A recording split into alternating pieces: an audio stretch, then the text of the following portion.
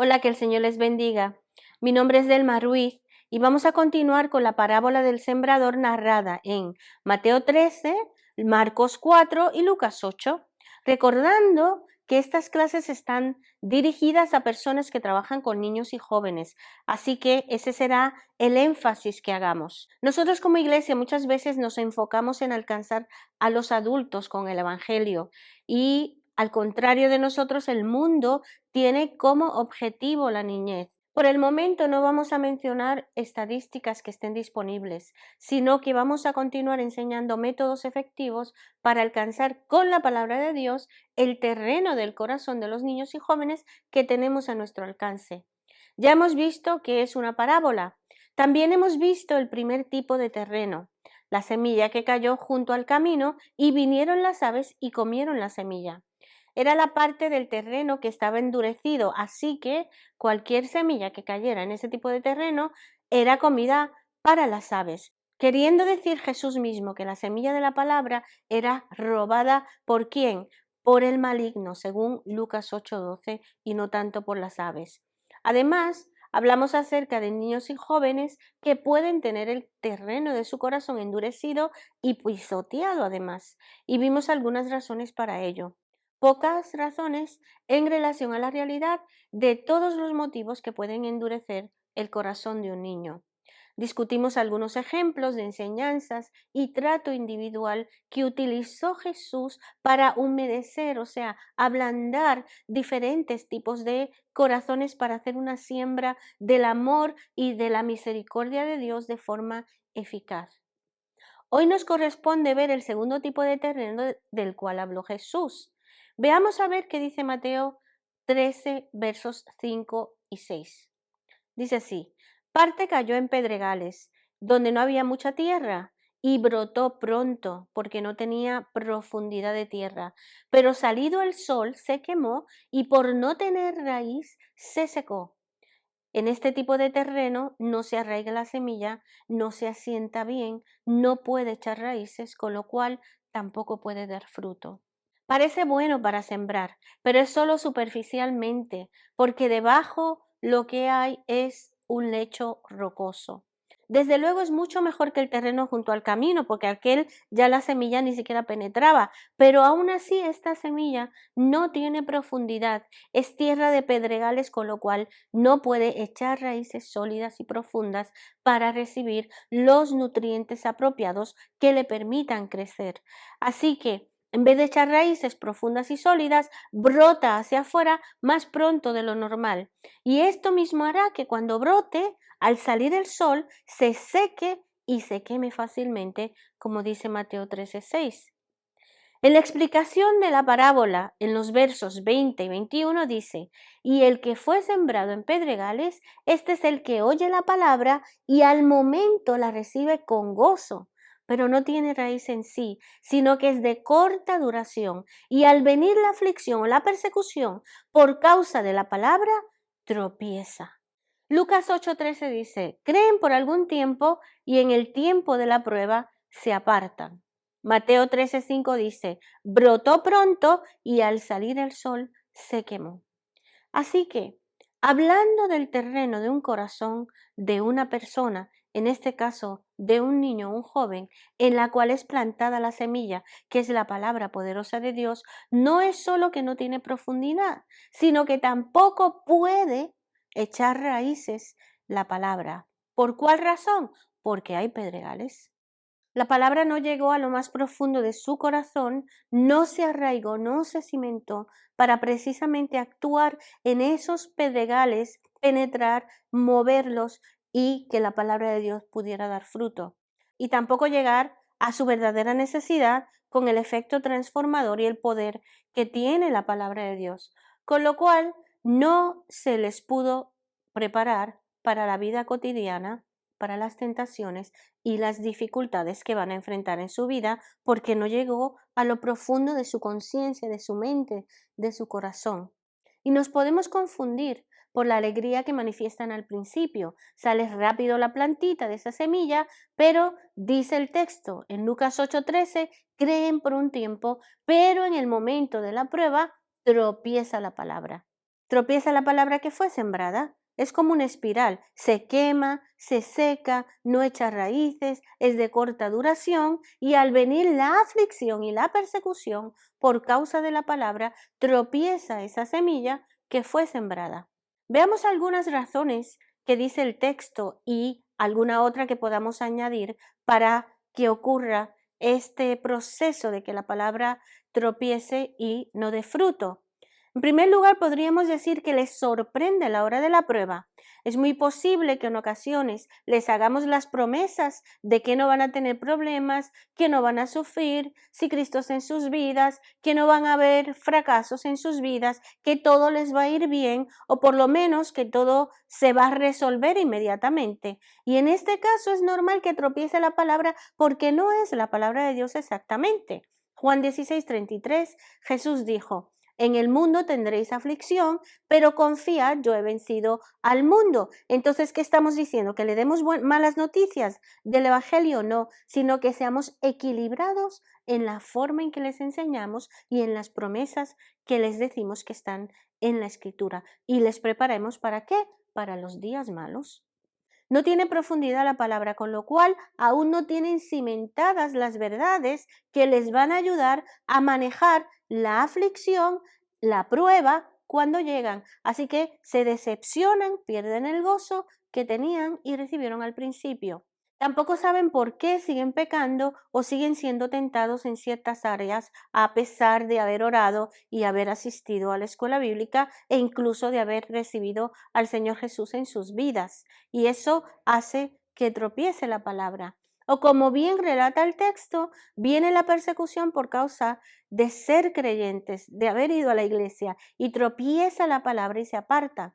Parte de estas persecuciones son las preguntas de sus amigos o compañeros que les dicen: ¿por qué no puedes hacer esto ahora? ¿Por qué tienes que ir a la iglesia? Dios no existe. Y se burlan y se sienten presionados por el hecho de no participar de ciertas cosas. Otra razón por la cual puede tropezar la palabra es porque no entienden por qué se tienen que privar de ciertos ambientes, de algunas amistades y tener que dejar actitudes o acciones bajo las cuales ellos se sentían seguros. Entonces, a diferencia de la primera semilla, que ni siquiera penetra el corazón del oyente, porque no entiende la palabra que le fue sembrada, este segundo tipo de terreno, hablando, repito, de niños y jóvenes, sí penetra la semilla, sí escucha el Evangelio y escucha la palabra de Dios. Y en primera instancia parece que cree, pero dice la Escritura que es por poco tiempo. Esto nos recuerda que el mandato de Mateo 28, 19 al 20 no solo es predicar, no es solo enseñar, no es quedarnos en esos primeros momentos, sino que hacer discípulos, enseñarles diligentemente a guardar todas estas cosas que están escritas y recordarles que Cristo estará con ellos en todo momento, incluyendo en las tentaciones o persecuciones que van a enfrentar por causa de la palabra. El propósito principal de estos cursos es ayudarnos mutuamente a enseñar bien la escritura, a fin de cumplir bien este mandamiento, sembrar bien esa semilla poderosa que es el Evangelio de Jesucristo en los pequeños y los jóvenes y hacerles que discípulos de Cristo mismo. Ahora bien, algo que podemos sacar de esta parte de la parábola es que tanto el gozo como la aflicción son emociones. Son sentimientos, sensaciones que pueden ser pasajeras de menor a mayor importancia, pero en este caso los dos son polos opuestos: gozo, aflicción. ¿Esto qué nos quiere decir? ¿Por qué habló Jesús de esto? Hablando de la parábola y hablando del momento de enseñar la palabra. Las emociones juegan un papel importante en la vida de nuestros niños y jóvenes y eso no lo podemos ignorar. De hecho, el mundo le saca provecho. Las películas, las canciones llegan ¿a qué? A lo más profundo de sus emociones. Hablan de amor, hablan de morirse. La mayoría de las películas matan al padre o a la madre del personaje principal. ¿Para qué? Para enganchar las emociones de los oyentes desde un principio. Y no estoy diciendo que eso es lo que vamos a hacer nosotros. En cierto modo, Jesús nos está diciendo que puede haber sentimientos, emociones que están sirviendo de pedregales en sus corazones. En otros términos, nos está diciendo, ojo, hay sentimientos, hay emociones que están impidiendo que la palabra de Dios penetre lo más profundo de sus corazones con el fin de que esa palabra pueda echar raíces para que puedan dar el fruto necesario para ser capaces de enfrentar las aflicciones y la persecución que la vida les tiene por delante. Y añado yo, la capacidad de sanar todas esas piedras y obstáculos que hay en su corazón. Si no, no van a permanecer, van a tropezar y van a apartarse según Mateo 13:6, que dice, pero salido el sol, se quemó y porque no tenía raíz, se secó. Habrá que hablar de ello, de los sentimientos y emociones, pero no de una forma superflua, ni siquiera para quedarnos en esas emociones, pobrecito de ti, pobrecito de mí, no, según la Escritura. Los seres humanos hemos aprendido desde el Edén a esconder los sentimientos. Y tenemos mucha razón, por dos razones sobre todo, porque tenemos una vergüenza intrínseca de lo que realmente hay en nuestro corazón y nos escondemos, como ocurrió con Adán y Eva. También a veces en la iglesia, sin darnos cuenta, les enseñamos a ocultar lo que realmente sienten, incluyendo las tentaciones y luchas. ¿Por qué? Porque hasta cierto punto van a sentirse rechazados y temen de que los identifiquemos con los personajes malos de la Biblia, con lo cual desde pequeños, a veces sin querer, ya les enseñamos a ocultar, a cerrarse y a no manifestar lo que hay en sus corazones. Ellos temen ser identificados con los personajes que les hemos hablado, no pueden dudar o negar a Jesús como Pedro, no pueden sentir celos como Caín, no pueden ser traicioneros como Judas, etc. Entonces ellos no quieren que los identifiquemos con todas estas personas, aunque dentro de sí tengan todo tipo de sentimientos. Ahora, ¿cómo podemos ayudarle en este sentido?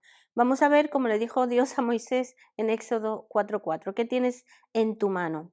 Lo primero que tenemos en nuestra mano es la clase bíblica, semana tras semana y vez tras vez. Las historias bíblicas nos permiten meternos en los entresijos del corazón humano, que sigue siendo el mismo desde los primeros tiempos, meternos en los pedregales del corazón o peñones que algunos de los personajes bíblicos tenían y nos sirven como ejemplo. Como dice Pablo en 1 Corintios 10:6, mas estas cosas sucedieron como ejemplo para nosotros. Me encantaría leer todo el pasaje, pero no me da tiempo y lo dejamos como tarea. Así que les narramos las historias de la Biblia para meternos en sentimientos que ya son de pecado, ira, enojo, resentimiento, amargura, desobediencia, deslealtad, celos, con el fin de que de sacar todos esos sentimientos y todas esas emociones a la luz de la Escritura a través de la historia bíblica y hablar de ellos sin acusar a nadie. Aprovechando al personaje bíblico para enseñarles a ellos a manejar sus sentimientos en vez de decirles simplemente no puedes sentir ira, no puedes sentir enojo, no puedes sentir ninguna de estas cosas. Es triste que los niños, cuando le preguntas cuál fue el error de Caín, qué le pasó a Caín, que ellos concluyan que tenía envidia y que tenía celos y no puedan ir más allá, y envidia y celos hemos tenido todos y sobre todo a esas edades. Entonces lo que les enseñamos es hacia dónde les puede conducir un mal sentimiento si no lo manejan de forma apropiada, aprovechando, claro, el personaje. Y por medio de las historias bíblicas vemos la gloria de Dios interviniendo, deteniendo, hablando, trayendo consuelo, trayendo una palabra, proveyendo una salida en medio de lo que ellos sienten por dentro, aunque haya sido, en el caso del personaje, para juicio, nos sirve de ejemplo para ministrar a lo que está ocurriendo en ese corazón de los niños y jóvenes. Más adelante vamos a utilizar algunos ejemplos bíblicos para poder ayudarles a ver esos sentimientos que son normales e inherentes a un ser humano con naturaleza de pecado. y cómo Dios nos ha dejado las historias bíblicas para poder nosotros enseñarles y con ese mismo poder transformador ellos puedan manejar todos esos sentimientos de una manera apropiada. Lo segundo que tenemos en nuestra mano, hablando de la vara de Moisés, es la posibilidad del discipulado. Como Jesús con la samaritana en el pozo, Jesús se hizo tan humilde que siendo hombre judío y rey de reyes, ¿verdad? Y siendo él el agua de vida, se sentó y le pidió a ella agua con tal de que de salvarla de una vida de sentimientos que la llevaban a unas conductas inapropiadas. De la misma manera con la mujer adúltera, después que se fueron todos los que la acusaban, Jesús, ¿qué? Escribió en tierra para tener un momento de oración, un momento de calma, para poder ministrar a esta mujer y decirle, ve en paz y no peques más, ¿no? Con Pedro, después que lo hubo negado, se lo llevó aparte para dar una caminata y le permitió repetir cuánto le amaba, cuánto amaba Pedro a Jesús, y Jesús le entregó el pastoreo de sus propias ovejas. Y en el Antiguo Testamento Dios hizo lo mismo con Jacob. Cuando huía de su hermano Saúl, le mostró una escalera que llegaba al cielo. ¿Cuántos quisiéramos tener esa experiencia, no? Con Adán y Eva, aún después de haber comido del árbol, los llamó para hablar con ellos, los cubrió para hablar y ver las consecuencias de su pecado. Y por último, como ejemplo, Caín mismo, que ya pensando en matar a su hermano, Dios le habló y luego de haberlo hecho, Dios volvió a comunicarse con él. De no hacerlo, de no tocar, además de los sucesos externos, lo visible, lo que estaba ocurriendo y cómo fue sanado el personaje o cómo salieron de Egipto, o cómo cruzaron el Mar Rojo sin tocar lo que había en sus corazones, lo que estamos haciendo es lanzamos desde la iglesia al mundo personas que no saben manejar las tentaciones o las emociones.